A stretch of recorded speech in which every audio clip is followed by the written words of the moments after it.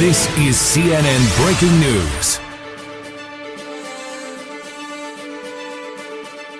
Racism, form of white identity politics. Yeah, I mean, if it talks like a white nationalist, if it behaves like a white nationalist, if it tweets like a white nationalist, it's white nationalists in America. Andrew Anglin of the Daily Stormer, one of the leading neo-Nazi websites, white supremacist, not even just white nationalist, Don, white supremacist conspiracy theories. We're just attacking her and her views. But who is she? A black Muslim woman who wears hijab and is a refugee. It's racist. It's racist. No, it's racist. Hello everyone, I've got 3 things I'm going to talk about today. The first thing is how CNN went from the most trusted name in news to an absolute pariah. Second thing I'm going to be talking about is the Houston Police Department's plan for dealing with crime during the coronavirus. Finally, I'm going to talk about the coronavirus's long-term impact on individual rights. Now, I've heard some people say that the coronavirus has accelerated some economic trends. For example, I've heard that a lot of retail stores that were struggling before all of this happened are likely never going to reopen. A lot of movie theaters have probably shown their last movie at this point. Given the long-term impact that I expect this will have on things like travel, it wouldn't necessarily surprise me at this point if Las Vegas became an abandoned ruin like what's depicted in the new Blade Runner movie. One institution in particular that was struggling even before this coronavirus was none other than CNN. You know, the cucked news network. Of the 3 major cable news networks, CNN has had the worst ratings. And for a long time now, it's been a meme at how badly CNN is inflicted with Trump derangement syndrome. Unfortunately for CNN, it appears that TDS is an underlying condition to the coronavirus. While in the past, CNN has struggled to maintain any sort of sense of legitimacy or objectivity, now that the coronavirus has hit, that battle has been completely lost. Like a soldier returning from the Vietnam War, CNN at this point is irretrievably lost and broken. It's just not the same news organization it once was, and things are never going to go back to the way they were. Let's start with Brian Stelter. Brian Stelter, host of the Big Boys news show, had this to say on Twitter. Admin officials say the White House has made a deliberate political calculation that it will better serve Trump's interest to put the onus on governors rather than the federal government to figure out how to move ahead. Let that quote sink in. Relying on anonymous admin officials to postulate anti-Trump conspiracy theories has long been a staple of CNN's reporting. But here's where things got interesting. Brian Stelter in this tweet is basically suggesting that the White House is surrendering power to state governors in order to escape criticism when they make decisions whether or not to reopen the economies. But days later, after Brian Stelter tweeted this, CNN released a story attacking Donald Trump for possibly going over the heads of governors in reopening states' economies. So simultaneously, Brian Stelter argues that it's a Trump conspiracy that the governors are being trusted with the decision on whether to reopen states' economies, while at the same time, they're accusing Donald Trump of trying to interfere with these state governors' ability to decide for themselves to reopen the state's economies. You see, Brian Stelter is arguing 2 different narratives that contradict each other. In response to this tweet, Brian Stelter ends up getting mocked by both sides. Both the left and the right think that CNN and Brian Stelter are just completely ridiculous. Rather than defend himself because Brian Stelter is pathetic and weak, he instead responds putting all the blame on the anonymous admin officials. Are you kidding me? If these officials are too ashamed to make these statements publicly, then why the hell are you reporting it as fact? But it's not just Brian Stelter who's off his rocker at this point. Having recovered from coronavirus recently, CNN reporter Chris Cuomo on a satellite news show launched into a bizarre rant yesterday. Of course, this isn't exactly Chris Cuomo's first rodeo. Oh, punk-ass bitches from the right call me Fredo. My name is Chris Cuomo. I'm an anchor on CNN. Fredo is from The Godfather. He was that weak brother. Isn't that your And brother? they use it as an Italian aspersion. Any of you Italian? Are you Italian? It's a fucking insult to your people. It's an insult to your fucking people. It's like the N-word for us. Is that a cool fucking thing? You're a much more reasonable guy in person than you seem to be on television. Yeah, but if you want to play, then we'll fucking play. If you got something you want to say about what I do on television, then say it. But don't call me a Hey, fucking man, insult. hey, listen. What? I don't want any problems. Yeah, you're gonna have a big fucking problem. What's the It's a problem? little different on TV. Don't fucking insult me like that. I didn't insult you. The fuck you call me Fredo? It's like I call you punk bitch. You like that? You want that to be your nickname? I didn't call you that. You called me Fredo. You know my name's not fucking I Fredo. thought your name was. You did not think my name was fucking Fredo. Don't be a liar. I thought your name You want to be a was. man? Stand up like a man. I'm standing up, man. You want to be a man? I'm Yeah, here. I'm standing Then up. fucking own it. Then own what you Listen, said. man, hey. Then own what you said. Listen, man, I don't have a problem with you, man. Yeah, you're gonna have a fucking problem. What? What are you gonna do about it? I'll fucking ruin your something, shit. then. I'll Do fucking something. throw you down these stairs like a fucking punk.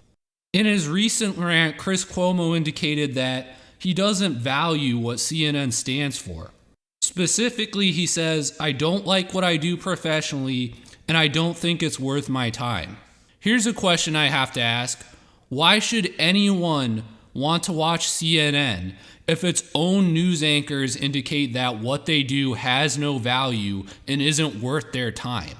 Chris Cuomo then goes on to talk about how he was recently mocked on Easter Sunday by a fat biker. Chris Cuomo complains that he wished that he had the ability to tell the biker to go to hell, but because he's a rich millionaire celebrity cuck, he has no ability to do so. He just has to stand there and take it. He then complains that all of the money he's made, the millions of dollars, and the celebrity status he's obtained isn't worth being a complete cuck. I guess it took getting afflicted with coronavirus for Chris Cuomo to finally get a fucking clue. Stop shilling for neoliberals by working as a reporter for CNN. It doesn't matter how much money they give you, it's not worth cucking out to them. So finally, we have the CNN White House press reporter, Jim Acosta. Now, Jim Acosta is notorious for acting like a complete jackass at the White House press briefings. He asks gotcha questions in hopes of getting his news clips played on the news so that he can raise his social media profile and become some sort of left-wing celebrity. That strategy works pretty well when people aren't paying close attention to these White House press briefings. But when the White House starts doing them every day, when they become primetime news coverage, when they attract the sort of television ratings that Monday Night Football normally attracts, then suddenly a lot of people are paying attention. And when Jim Acosta every single day has a temper tantrum or tries to ask stupid gotcha questions, people start to notice it. People start to notice how cringy and irritating it is. Is Jim Acosta supposed to be a serious reporter because he acts more like a man-child attention whore? Whether you like Trump or not, by holding these White House press briefings, he's trying to be transparent about what he's doing to help fight the coronavirus. Having Jim Acosta act like some sort of hyper-partisan figure, like a reporter who's been ethically compromised, who's constantly trying to make a mockery of everything that Trump is doing, doesn't reflect well on the press. It doesn't reflect well on CNN. It doesn't reflect well on the left in general. And that's why not only people on the right, but people on the left increasingly hate Jim Acosta and criticize what he's doing. Now, many of the reporters at CNN, Brian Stelter chief among them, have called for the major news networks to stop airing these press briefings at all. Brian Stelter calls them propaganda. How are the White House press briefings any less propaganda than, for example, Brian Stelter's show? Because it seems like all of CNN's programming consists of Don Lemon and Brian Stelter going on each other's shows talking about how every single thing that Donald Trump does all of the time is secretly racist. How is Jim Acosta's partisan gotcha questions not propaganda? How is CNN's 24/7 Trump derangement syndrome coverage not propaganda? How is Chris Cuomo saying during his satellite news show that President Trump is full of shit not propaganda? CNN is a complete joke at this point. They've lost their way. They've been broken by the coronavirus. Anyways, moving on to our second story, let's listen to the brilliant plan that Houston police has to prevent crime in the time of coronavirus. Till the coronavirus is resolved, criminals take a break. Okay? Stay home.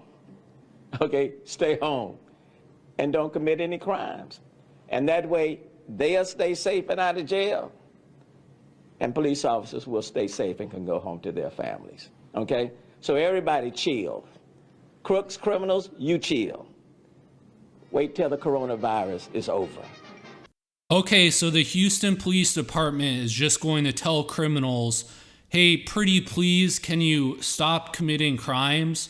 Because, you know, this whole viral pandemic is going on. So we're just going to ask you to, please don't commit any new crimes. You know, because criminals as a group are the type of people that really care about their community. They really respect the individual rights of the other people around them. They would never do something that was selfish or narcissistic that would put other people at risk, like commit crimes during a viral pandemic. Here's why asking criminals not to commit crimes is not going to work. So let's start out with property crimes. Most property crimes are committed by drug addicts. Someone develops an addiction to heroin or smoking methamphetamine, and then they find themselves to be unemployable. There are very few employers interested in hiring employees that are high on drugs all of the time. So then these drug addicts need a way to make money because drugs aren't free. This leads many of them to start committing property crimes. They burglarize cars and houses. They commit identity theft. They shoplift items and sell them for money. Now, does anyone seriously think that now that we're in the midst of a viral pandemic, that all of these drug addicts are going to just magically get sober all of a sudden? Of course they're not. One of the biggest myths that people have about drug addicts is that they're entirely irrational. The reality is that most drug addicts are well aware of the fact that they would be better off quitting drugs, that they would be happier and live more fulfilling lives if they could stop using the drugs. The reason that drug addicts act irrationally is because of the way that their brain works. In any given situation, our brains present us with a palette of choices on how we can respond to the situation. We then select which one of the options we want to go with, usually unconsciously, without rationalizing or thinking about it. For someone who's addicted to drugs, their brain's going to serve them up a palette where most of the choices involve using the drug. Unconsciously, they're then likely going to choose one of those options. The only way to cure a drug addiction is to change the way that someone thinks, to change that algorithm, to get it to serve them up a different palette. And the only way to do that is through hard work, and it takes a long time. It's not something that can be switched on and off. So the idea that a viral pandemic's going to hit and then the Houston police chief is going to tell everyone, pretty please stop committing crimes, is not going to work. Now the same thing is true of most other types of criminals. Your typical criminal who commits violent crimes tends to be someone with a narcissistic, antisocial personality type. The algorithm in their brains are constantly serving them up palettes that contain options of responding to given situations with violence. You can't easily shut that off or change it. It requires, once again, hard work and commitment. All of these crime problems that US cities are struggling with should have been addressed a long time ago. There are countries right now that don't have crime epidemics like the United States have. Those countries tend to be less individualistic. Their cultures tend to put more emphasis on things like community, personal responsibility, morality. They tend not to focus 100% of their efforts on making as much money as possible. They don't care about having the highest GDP that's theoretically possible. They don't tend to view the ideal local government as the one that spends the least amount on public services and therefore requires the least amount of taxes to maintain. These countries tend not to be as wealthy as the United States, but they don't have massive crime epidemics. But the United States does have a massive crime epidemic, and hoping that this problem will just go away in a viral pandemic because the chief of police says, "Pretty please stop committing crimes," is not realistic. The final thing I wanted to talk about was individual rights. Here's a headline from a Daily Caller news story. Judge Andrew Napolitano. Coronavirus crisis is leading to slow death of civil liberties.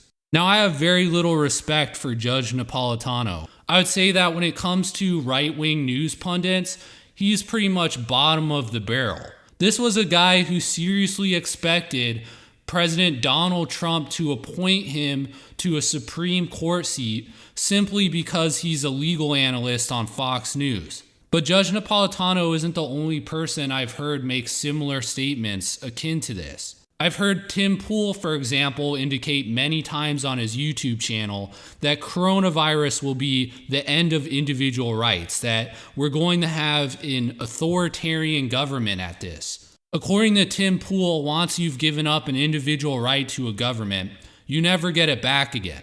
That's the sort of thing that makes a pretty compelling news headline, but unfortunately, historically, it doesn't appear to be accurate at all. The United States has been through several crises in the past where it's cracked down on individual rights. If you disagree with that, then answer the following question. During World War II, when the country was in crisis, do you believe the US federal government was more or less authoritarian than it is today? Of course, it was much more authoritarian. This is a time period where Japanese and Italian Americans were interned in camps. Hollywood was commandeered by the US military and forced to make propaganda movies. The federal government took control of the US economy and instituted rationing. Upon the war ending, all of these authoritarian measures were quickly reversed. The United States started instituting new individual rights that never existed before, that had no basis in our nation's history. For example, it was after World War II that the Supreme Court declared that suddenly accused criminals had a right to an attorney paid for by the government. It was during the same period of time that the Supreme Court managed to find other hidden individual rights that somehow secretly existed in the US Constitution, like the right to contraception and the right for a woman to have an abortion. The same thing could be said of the US Civil War. Do you really think that the United States government was giving robust due process protections while it was literally fighting a war within its own country? Of course not. Yet after the Civil War, the nation reoriented its laws to be much more libertarian than they had been before the Civil War. Whereas the individual Bill of Rights previously was only understood to limit the federal government, after the Civil War, it was reinterpreted to now apply to all of the states. This was a massive redistribution of social and political power taken away from the individual US states and given to individual Americans.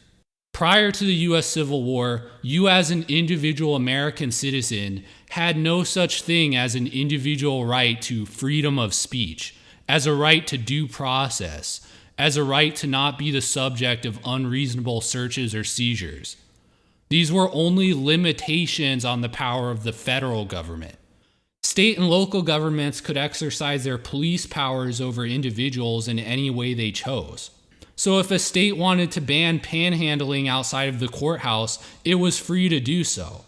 The point that I'm trying to make is that there's absolutely no evidence that individual liberties surrendered temporarily during a period of crisis in the United States leads to those liberties being permanently lost. There just isn't historical precedent for this proposition. Now, I'm not saying that we should never be worried about this or that there isn't ways that this could be taken too far. For example, the government of Hungary recently passed legislation giving Viktor Orban, its prime minister, pretty much absolute power. It's probably a bad idea. You probably don't want to give absolute power to a single individual. I can see how that could cause problems down the line. But in a government like the United States has, where there's checks and balances, separation of powers, where no one person or one part of the government wields absolute power, I don't think there's as much reason to be worried. But anyways, that's all I've got to say on these subjects. If you like this video and you're not subscribed to my YouTube channel, please subscribe.